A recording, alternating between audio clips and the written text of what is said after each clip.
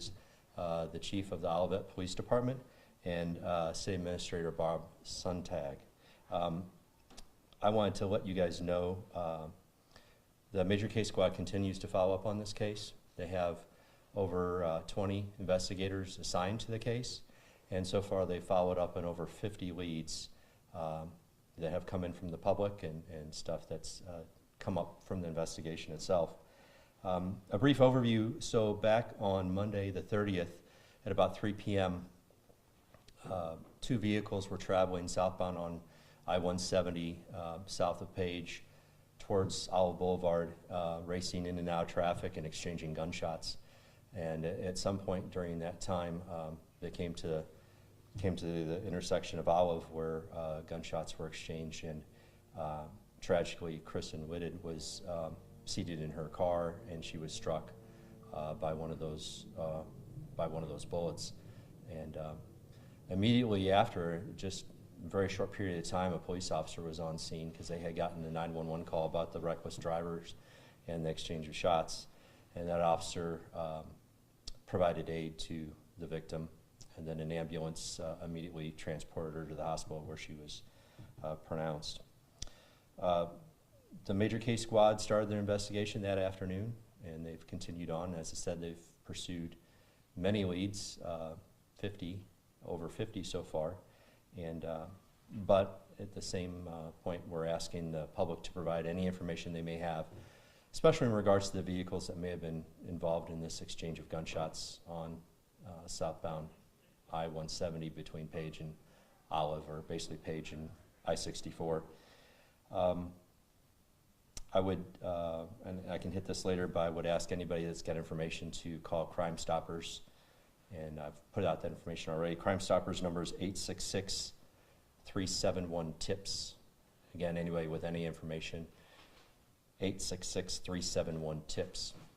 So I'm going to bring out the members of the family now. The brother to the victim, Fred Whitted, is going to be the primary spokesperson, and I'll let you guys pass any questions you may have on to him.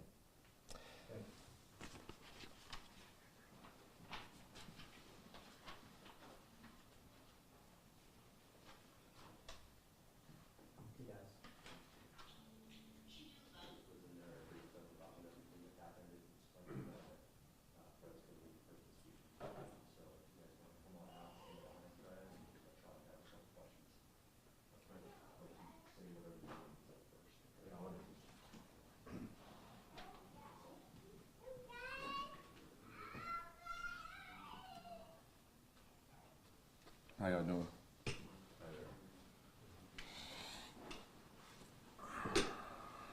We'll hold off just a second so we get the family members out. You guys want to come around?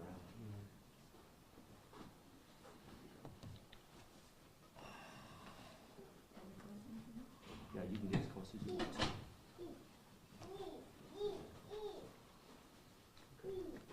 All right, this is Fred Whitted. He is the brother to the victim, and I'll let Fred express some thoughts about his sister. First and foremost, the family, the Whitted family, we would just like to express our extreme gratitude to not only the Olivet Police Department, but surrounding police departments that are helping with this ongoing investigation. We would also like to express our sincerest gratitude to family, friends, and relatives near and far that have reached out via text message, social media platforms, phone calls, and even if you just thought about us in prayer, or we just appreciate all the love and support that we have received over the past several days since this incident happened. I have the honor and the pleasure to give you some insight onto who my sister was. Chrissy Whitted was a mother of a 29-year-old son who is a husband, who is a father.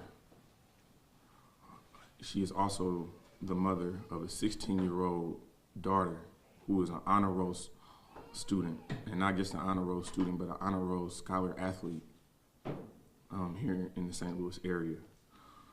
I think it's very important that you guys know that about my sister, because that's something that my sister held near and dear. That was the most important thing to her, was motherhood and being able to give everything that she possibly could to her daughter and to her son. Additionally, she was a constant seeker of knowledge. She was someone who was currently obtaining her master's degree in computer science, and at the same time learning Arabic for no other reason, just to be an interesting person, just to have a little bit more on that resume. She was an avid churchgoer. She was very active in her church. She actually led the women's group in her church. She was a dog lover and an owner. She was obsessed with the Pittsburgh Steelers, who ironically is my team's rivalry, the Baltimore Ravens. So we would have been going back and forth in great detail yesterday. She has a Pittsburgh, even so much of a fan, she has a Pittsburgh Steelers tattoo on her shoulder. And for every year that the Pittsburgh Steelers won the Super Bowl, she colored in one of the stars since she had become a fan. She was a daughter. She was my sister. She was my protector. She was my best friend. She was a grandmother. She was an aunt, a niece, a partner. She was everything to anybody. She meant the world to us. She meant everything. Specifically for me and her have matching tattoos to represent our siblings. We have a 4-leaf clover tattoo with 13 in the middle to represent the 13 years that separate me and her and our relationship, and the 13 years that separate my older brother and our youngest brother's relationship. She's a very family-oriented woman. For my family, the surviving brothers of this situation, I think you need to understand what you've done to my family. My older brother is over a 20-year military vet, newly retired. My younger brother is he's a former St. Louis police officer. Myself, I work in higher education. I'm a community activist in Omaha, Nebraska. By anybody's standards, we did everything right. My sister did everything right. This act of aggression, this act of recklessness, of thoughtlessness, it took away my family. You ripped my family apart. And I don't know if it was gang related. I don't know if it was roid rage. But what I do know is this family standing up here is never going to be the same. And that was not your choice. That was not her choice. To the St. Louis community, my family has a message. And this is actually a 2-part message. First, I want to address the overall St. Louis community. This could be anybody. This could be anybody that's standing in this room tonight. So when you make it home safe from work or from whatever destination that you do make it home tonight, if you want to honor my sister, just thank whoever you pray to, whoever is that higher power, just thank them for arriving home safe. Because my sister was innocent, an innocent victim. The way she was taken from us could have happened to any one of us. We should not have to thank a higher power to do daily activities. St. Louis, I'm from this community. I was born and raised in St. Louis. But for me, this was one of the reasons that I had to get out the city, is because the random acts of violence, the certain people, certain demographics in our community perpetuating a negative stereotype about this city, wanting to fulfill a negative stereotype to the point that your young leaders are leaving this city and they're not coming back. St. Louis, I don't want St. Louis to be considered a jungle. That's not the stereotype it should be considered. And I think if we allow this type of violence to continue in our city, that is what the stereotype will continue to be. That is what the narrative will continue to paint. That is not what I want St. Louis to be known as. And I guess, to the other demographic, to the demographic that I know of, which is the street code. I need to talk to you guys as well. I need you guys to understand that when I was growing up, I can't speak on what St. Louis is now, but when I was growing up in here, and there would be random acts of violence in our community, there was a code that was followed. And that code was women and children be left alone. Innocent lives be left alone. Innocent people that are not of that cloth be left alone. Where is that honor? Where is that code of ethics? Where is that standard? Where's the outrage in the community? This could have been y'all. This could have been your mom. This could have been your sister. This could have been your neighbor. This could have been your teacher. This could have been you. You could be sitting here in front of these cameras instead of me. You could be having to plan a funeral in a pandemic right now. This could be you. And I'm not wanting that for you. But what I'm asking and what I'm begging of not only the general public of the St. Louis community, but also the streets, I'm asking that you have any information to come forward. Like, legit think about what just happened. Think about yesterday. There was another shooting on the highway yesterday. Is this the standard that's going to be allowed in St. Louis? Are we going to go to sleep every night and say, oh, well, that was someone else's family, that doesn't play a part? Because now this family has to combine our forces and our resources to make sure that my 16-year-old niece wants for nothing. And in doing so, that puts additional stress upon my family. I have a wife, I have a daughter that I'm away from because I have to deal with this.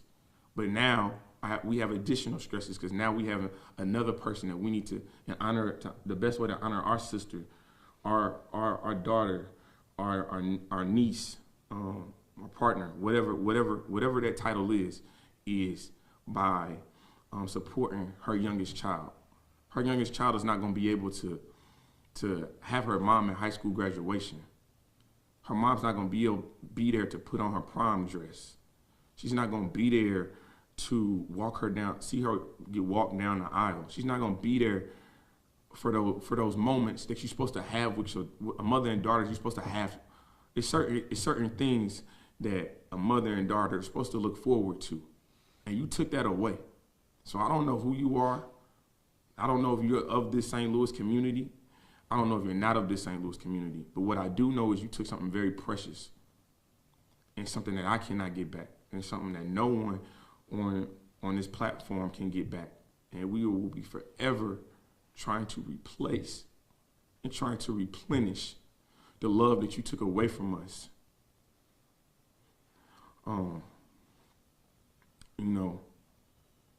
It's almost, for me personally, it's almost a parallel universe. Because when I hear of rolling gun battles and me being a community activist, these could be the very same people that I'm trying to help. The very same people that I'm trying to help could be potentially the very same people that took my sister's life. And so I feel like I've done everything right by this community. I graduated. I wasn't a troublemaker. No one in my family is a troublemaker. We graduated high school. We graduated various colleges. There's multiple degrees that stand behind me, and they sit in this seat. We're a family. We're not of the streets. We don't claim to be. And the only thing that we're asking right now is for help. Help us find who did this to my sister. Help us find who did this to my sister. Because it's not fair. I should be getting ready to celebrate. I was just talking to my sister on Saturday for 45 minutes, and I thank God I got that 45 minutes with my sister. We're talking about Christmas. Christmas. My 16-year-old niece has to have her first Christmas without her mom. That's a burden that I gotta bear. That's a burden that everybody on this stage has to bear. They share the same birthday. Do you know what that day is gonna mean next year? Do you know what you did to that day? My sister died the day after my youngest brother's birthday. Do y'all understand the magnitude of what you did? My brother's an ex-military. He tells me one of the things they teach you in the military is that you're responsible for every bullet that leaves that chamber. Every single one. I don't care if it hit a property damage. I don't care if it hit a tree. You're responsible for that. Y'all shot my sister for making a conscious decision to worry about her health, her physical and her mental health. That is not right. That is not fair. That is not what I have been brought up to believe. I have been brought up to believe that this city genuinely cares about every single person of this community.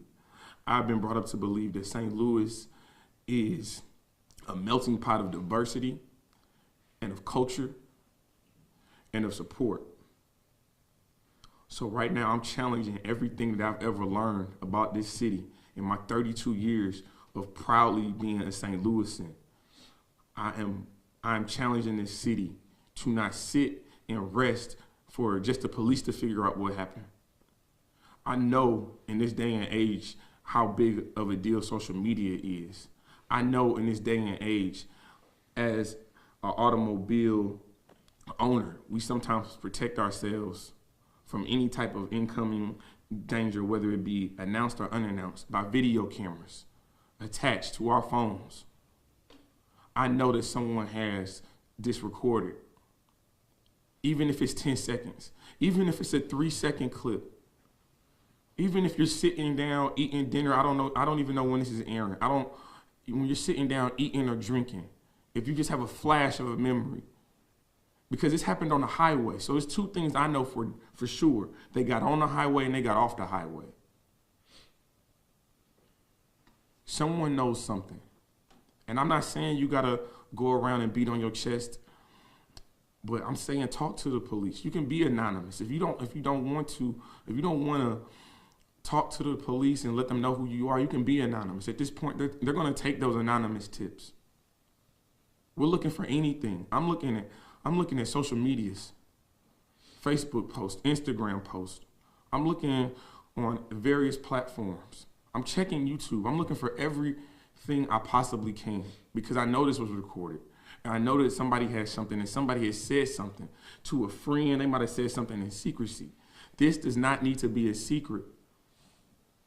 This does not need to be a secret. Do not let my sister's case go cold. Do not let my sister's legacy go cold. She's not gonna go cold for the people up here. We're gonna make sure that she lives on forever.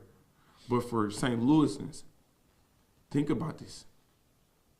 Are we really getting to the point where you have to make a conscious decision between going to the grocery store and your life? That's where we're at right now. The very same people that are recording this right now could walk out of this police department, be traveling home, or be traveling to their next destination and really be in the wrong place at the wrong time and never make it. That could be anybody. Bullets don't have an identity. These are not personalized bullets that you're shooting. You're shooting innocent victims, people that have morally and by society done everything right to be a prominent member of this community. So, like I said, man, if you know anything, please come forward. To my family that's standing behind me, to my family that has reached out, to whether it be St. Louis, Omaha, Nebraska, Portsmouth, Virginia, or beyond. Like I said, please stay strong. Please know that this is not gonna break us. One thing about my family that I know is that we're all fighters. This isn't gonna break my family, but you definitely did a lot of damage. So, I mean, at this time, I'm willing to take whatever questions that you want to ask. I do ask respectfully that we focus on Chrissy and who she was as a person. Obviously, I'm not a detective. You know what I'm saying? That's what the professionals are there for. And I'm going to lean on them, and I trust in them to do everything that they said they do and beyond to find out what happened to my sister. So again, like I said, at this point in time, I'm all ears for questions. Fred, I'm so sorry about your sister. A very tragic incident.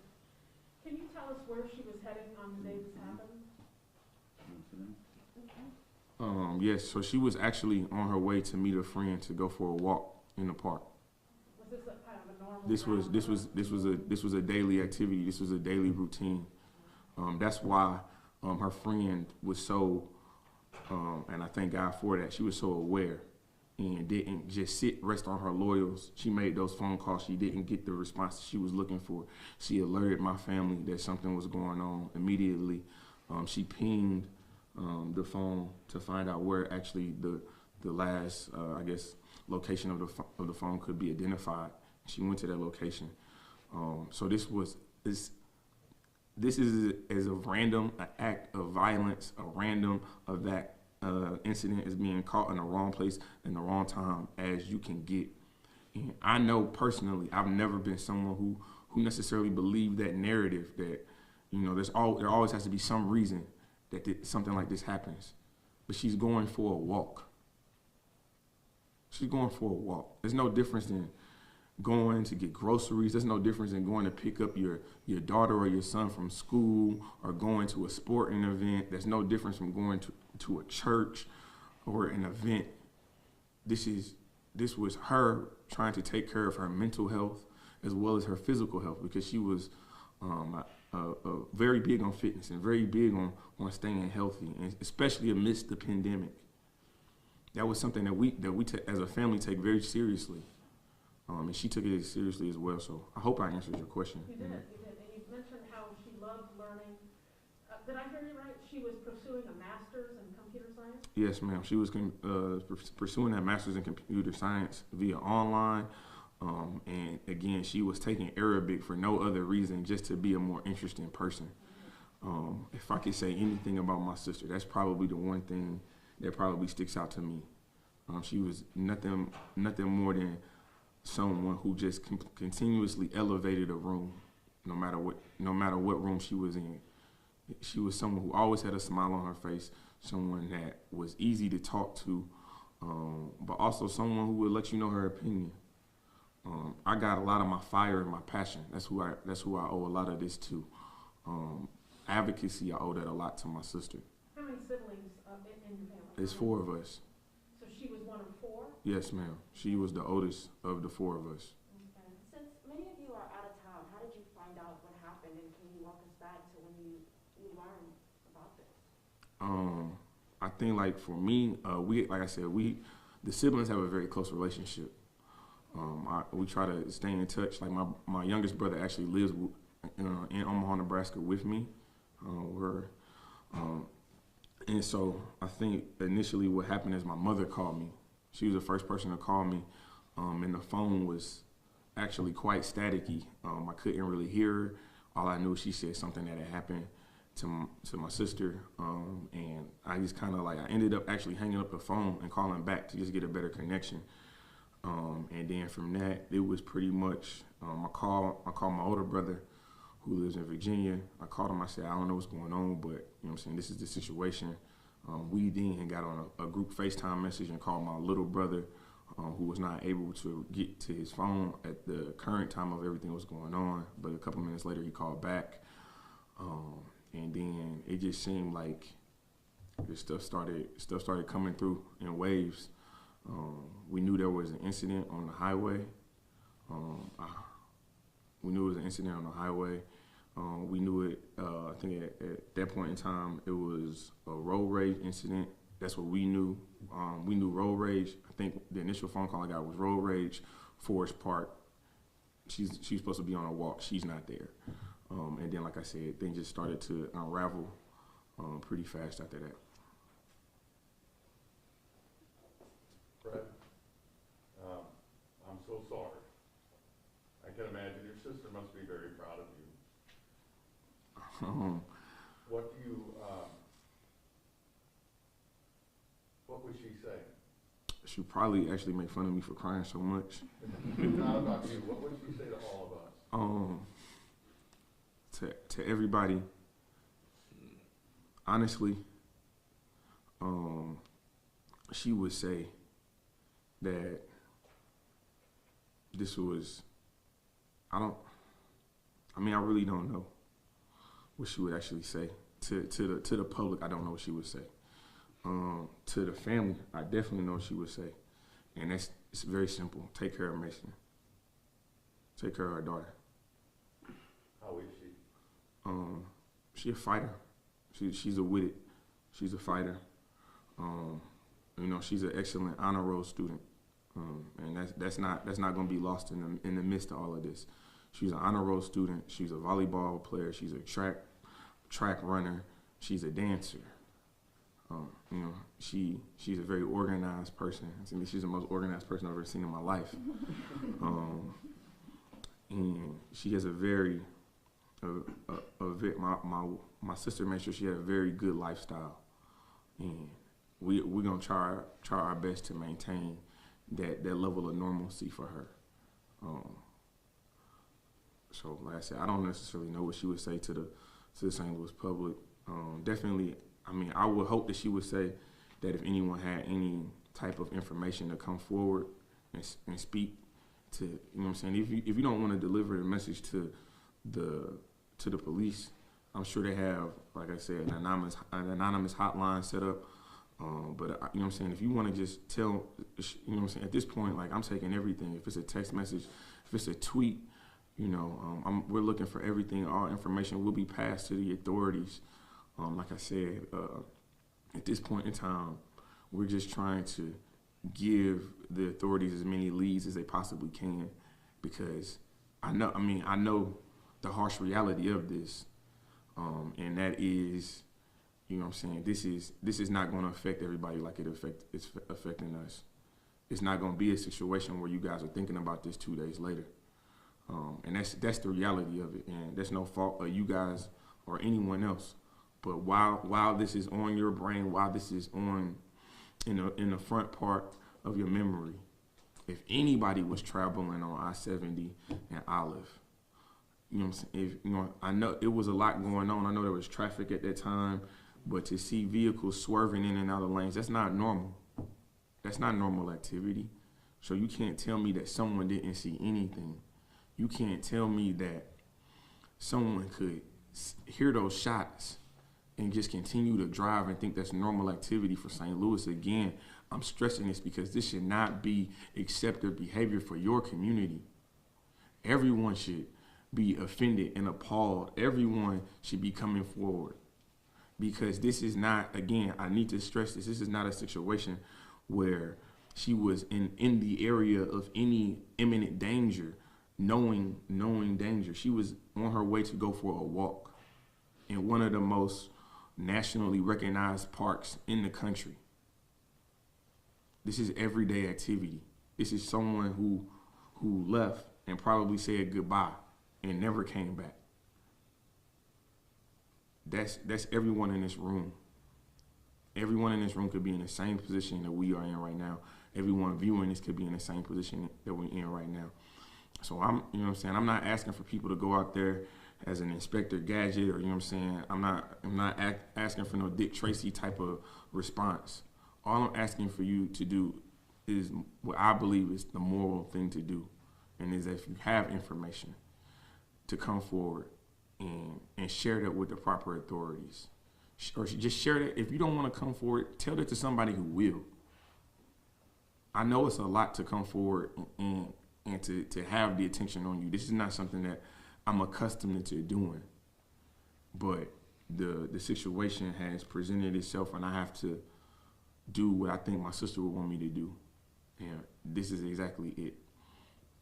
So like I said, going forward, and I'm going to just continue to honor her memory, honor her name, and I'm going to continue to make sure that her family is taken care of, that my family is taken care of. But I want to make sure that the St. Louis community is making sure that our community is taken care of. The police can't do it all by themselves. We can't keep relying on the police and community activists to make everything right. Sometimes it's gonna take us stepping outside of our daily activities, stepping outside of ourselves to make a situation better. And that's what I truly believe.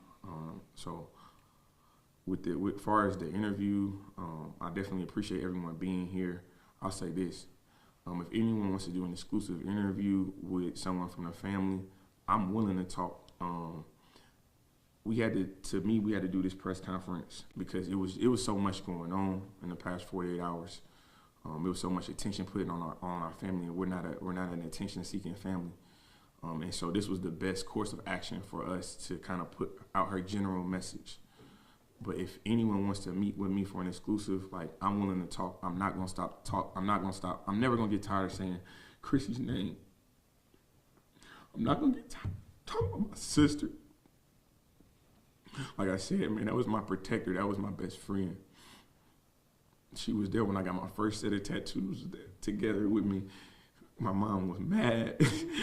She was there when we got matching tattoos. And so I'm going to just continue to uplift her, and I'm going to continue to live out her legacy. So, Are either of her children here that might want to say something about their mom?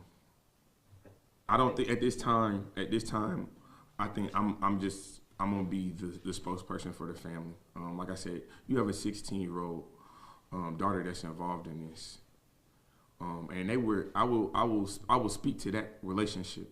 That was not the normal 16-year-old mother-daughter relationship. There was no mom, I hate you. These were two individuals whose souls were intertwined, not even connected. They were intertwined. They had a relationship, and they have a relationship that I have never seen with any mother-daughter combination. Not on TV, not some made-up relationship on TV, not anything I've ever seen in the community, in different pockets that I have been in. This was a truly special relationship. That was her best friend. Her mom was truly her best friend, was truly the only person that really knew who she was. And now we have, as a collective, we have to put those pieces of the puzzle together, which is hard because now we're in a situation where we're trying to ask about her to make sure that we don't miss anything. And that's hard. I have a 16-year-old niece who's now trying to figure out how to navigate her next 2 years. You know, it's important things coming up that as a family we now have to talk and sit down and really figure out how we're going to coordinate this. Like you said, we are a family that's spaced very geographically. We are spaced out all over this country. But I'll say one thing, within hours, my older brother caught a flight to get back here. Me and my brother hopped in a car together to get back here. So, you know, no matter the distance that we have between us, that love and that support, you know what I'm saying, it's gonna always bring us back here. And we're not going nowhere. My family's from here. So we'll be back, and we're gonna continue to advocate, and we're gonna continue to request that people come forward with information about my sister and this tragic accident. One other quick question. What did Kristen do for a living? Where did she work? She worked with IT. Okay. She was an IT specialist, so she worked in administration. You know, and she loved her work. Obviously, but even before the pandemic, she had the flexibility to work from home part time, and she definitely rather enjoyed that because that gave her more time to talk to me and talk to other siblings and check up on her nieces and check up on her nephews. I know the last conversation that we had, she was just bragging about the Christmas items she had bought for my daughter, who obviously is her niece, and then my brother's son, her nephew, was telling me about all these gifts that she had and all these plans she had for Christmas. So, you know.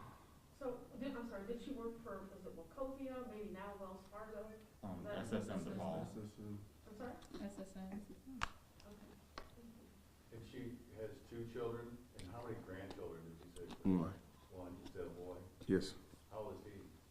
One. Oh, I'm sorry, how old? One. 1-year-old grandson. Yes. And Fred, you grew up here, but you now are a community activist in Omaha? Yes, ma'am. Is that right? Okay. Yeah, I work in higher education at the University of Nebraska at Omaha. But I also am a member of Omega Psi Phi Fraternity Incorporated, where I am very heavily involved in community engagement. I was very heavily involved with voter registration, social injustices, not only within the Omaha area, but throughout the nation. I serve on a multitude of different platforms that work with a lot of at-risk youth. That's where my passion is at, working with at-risk youth. So I started off with the Urban League of Nebraska. And how old are you now? I'm now 32. Yes, sir. Because of what you do for a living, if you were ever to meet up in court with these people who did this, what would you say to them? That's an excellent question, sir. I could sit here and tell you that I would, I could sit here and tell you that I would be angry. That's a true, honest opinion. I would be angry.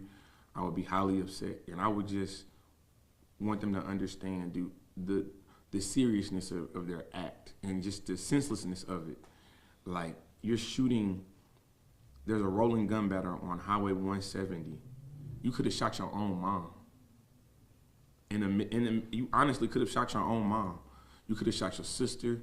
You could have shot your brother. You could have shot your own son if you were a daughter, or if you were a father. You don't know where those bullets are landing. You know, if you shoot a gun in the air, the bullet has to land somewhere. What goes up must come down. And I think these people, individuals, they gain access to these guns, and they ultimately don't think about what the aftermath is. And if they do, they think about just the individual person, the target that they're trying to hurt. But with my sister being taken from us, this changes everything. This didn't just affect her. This affected her daughter's life. This affected her son's life, her grandson's life. We now have to make sure and be very intentional at family gatherings when we talk about our family, to have a picture of our sister present instead of her sitting right next to me, cracking a joke, or sitting right next to me holding her grandson.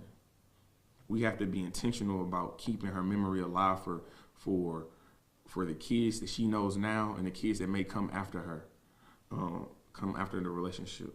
So it's just, like I said, man, it's just a really sad thing. I'm really hoping that people hear this story and really empathize with it, because, like I said, man, we're not a family that's involved in any type of negative fashion. We by the way society works and the way society sees things, we've done everything right. We cross off all the boxes. We check all the boxes. Like I said, we have a lot of different hats in this family. So What's Christmas and Kwanzaa, if you celebrate it, going to be like this year? Christmas is gonna be very hard. It's gonna be very hard. We usually, we usually get together as an entire family, just to show you how close we are. My older brother brings his entire family to St. Louis. I bring my entire family to St. Louis. My brother brings his entire family to St. Louis. My sister family comes over. We meet at our parents' house, and we have Christmas together. We get up early in the morning, and we actually attend sunrise service before we even open up a single gift. And so Christmas this year is definitely going to look a whole lot different anyway because of the pandemic. We didn't have any plans really of bringing everybody together because we wanted to keep everyone safe. But Christmas is going to be sad. There's no way around it. I'm not really looking forward to it anymore. It's more so about the kids at this point, making sure that there's always a gift or two or 3 or however many that have Chrissy's name on it, and they say from Chrissy. Yeah, that, you You're know. gonna have to get together this year, right? Hmm? You're gonna have to get together this year. I mean, like I wish I could say that we would have to get together, but again, with the pandemic, like we have older, you know what I'm saying, we have older family members, so we have to protect them, and we have younger family members as well. So, as a family, I know our hearts will all be in the same place. I just don't know if our physical will be this year. Any further questions? Like I said, if not, going forward, if there is a media outlet that wants to talk, that wants a quote unquote exclusive interview, you can talk to me. I'm not gonna stop talking about my sister ever. So I appreciate y'all for coming out. I guess I don't know the transition of all this, but I appreciate this. Like I said, just keep my sister's memory going. Yeah, just keep her memory going, man. Keep us in your thoughts and your prayers. Yeah, I appreciate everybody. Thank you. All right. God bless. Thank you. You guys can stay. All right. Okay, thanks for coming out. I appreciate it. Yeah. I thought the commander was gonna. Yeah. You got a second? Sorry, Lieutenant. Can we do it at the microphone? I'm sorry, I thought you were gonna say something afterwards. Can you tell me if police have any description at all of the vehicles that were involved? Right now, the investigation's ongoing. So as you know, as part of ongoing investigations, there are some things that we need to follow up on further. At the time that if we need to release information, Captain Romas will definitely, reach out to you guys, and because how we are gonna help solve this is through the St. Louis community. Really, truly, that's what it's going to be. Somebody, somewhere, saw something. So I'm imploring everyone that was traveling southbound on 170, and it just doesn't have to be in the Olive area. Anybody traveling southbound on 170 towards 64, please contact your local police department, the Olivet Police Department here, the Major Case Squad, Crime Stoppers. Get us that information, no matter how small a detail you think it is. We need to piece this together. You saw Kristen's family up here. Her brother is an amazing person. You heard him speak. This whole family is devastated. This is a tragedy. So please, I am imploring anybody that saw anything, please contact us. We want to bring justice for Kristen.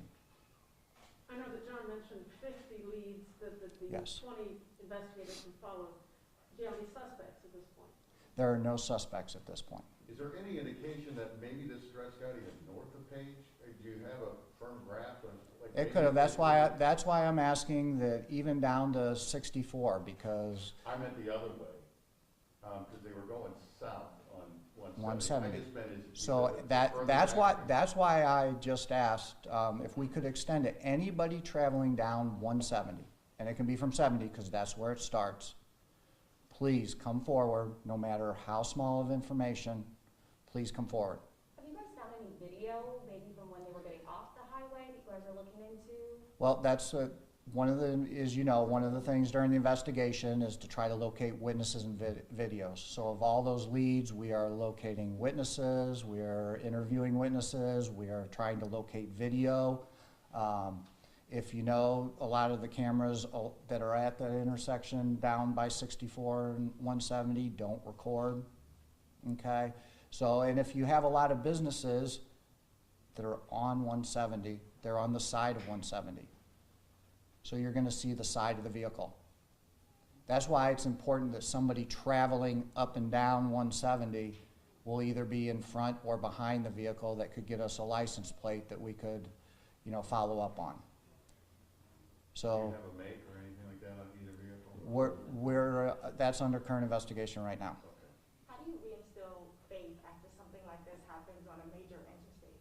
Excuse me? How do you reinstill faith after something like this happens for people who don't feel safe now traveling on the road or? Well, you know, I think that when you're traveling on the roadway, people are going to be going to and from work. Unfortunately, this is a senseless tragedy. You know, Kristen and her family are the victims of this. You know, this could have happened on a regular road. This happens in St. Louis on the streets. It happens in residences. So, you know, I feel just because it was on the highway, that was the location of where it was. You have people shooting each other, like I said, on the street, in their neighborhoods, in their houses. A projectile could go through a wall in a house. So, yes, sir. Is it frustrating that MoDOT's cameras aren't recorded? That, you know, that's a MoDOT decision, and we don't know what the parameters are of that. And you know, we as investigators run into a lot of frustration throughout every investigation. But you just keep plugging along and, you know, investigating things, and these 20 investigators that are working on it, you know, they're pouring their heart and soul in this. How long do you have under your mandate here? Is there an end date for major case?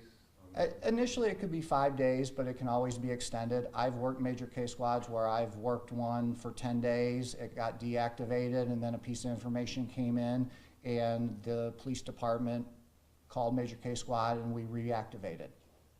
So as long as we have leads to follow, we are going to follow those leads, because we want to bring this to a successful conclusion for the family. Because as you can see, they're the victims in this, as well as Kristen. How far back did you notice gunfire?